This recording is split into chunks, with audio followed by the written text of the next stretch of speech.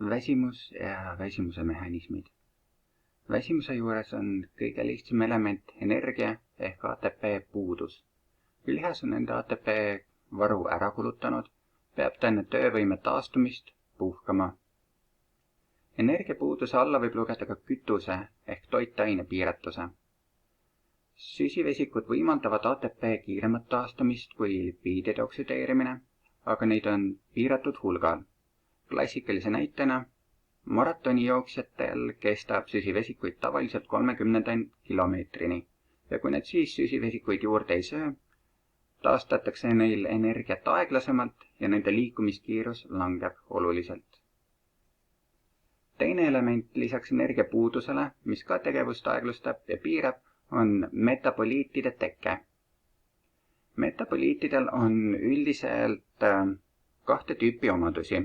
Nad tekivad selle tagajärjel, et on tehtud tööd, kulutatud energiat. Nad üldiselt stimuleerivad energia taastamist ja pidurdavad edasist tööd, ehk siis otsivad homeostaasi. Lokaalselt rakusiseselt adenosiin-trifosfaadi hüdrolüüsil tekivad difosfaat, fosfaat ja vaba vesinik. Need kõik nõrgestavad ja aeglustavad lihaste tööd. Ainult adenosiin-difosfaadil on selline omadus, et see muudab lihast küll aeglasemaks ja pidurdab, aga kuna see tegelikult takistab lihastel lõdvestumist, siis see võib lihast muuta natukene tihedamaks ja maksimaalse jõu rakendumisele isegi kasuks tulla. See on sarnane loogika koolnukangestusele.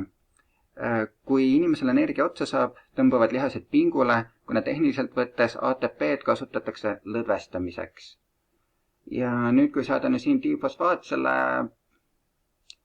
konkreetse pesa ära seab, antagonistlikult toimub, siis see võib ka tekitada teatud kangestuse, mis aeglustab energia kulutamist lõdvestusele ja aitab mingil sidemekontraktsioonil jõule vastu panna.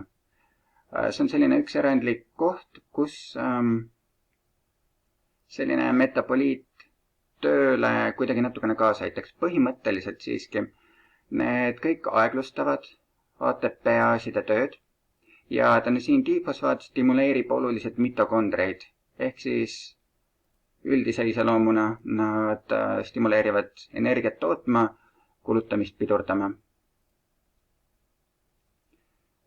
Teine asi lokaalse metaboliidina lihase puhul kasutavad energiat esitajaks myofibrillid kontraktsiooni jaoks ja teiseks kaltsiumipumbad. Alates pikemast pingutusest hakkab tekkima kaltsiumi vabanemise häire.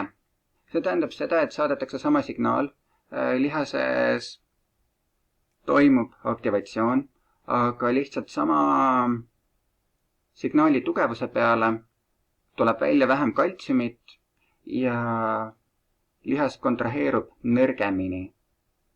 See tähendab seda, et energiat võidakse kasutada küll põhimõtteliselt sama palju, aga lihtsalt toimub lihase funktsionaalse jõu nõrgenemine.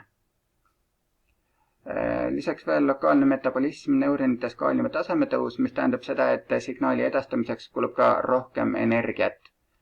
Sellised metapoolsed väsimise mehhanismid.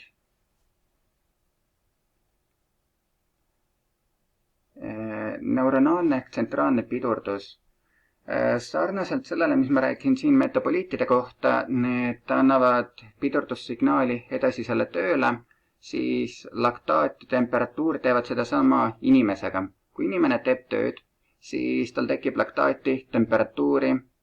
Laktaat tõmbab võib-olla mingit osa metabolismist kiiremini käima, lülitab inimest katapoolsemaks, et me saaksime paremini hakkama liikumisega, aga see annab väga tugeva pidurdussignaali, et me enam edasi tööd ei teeks.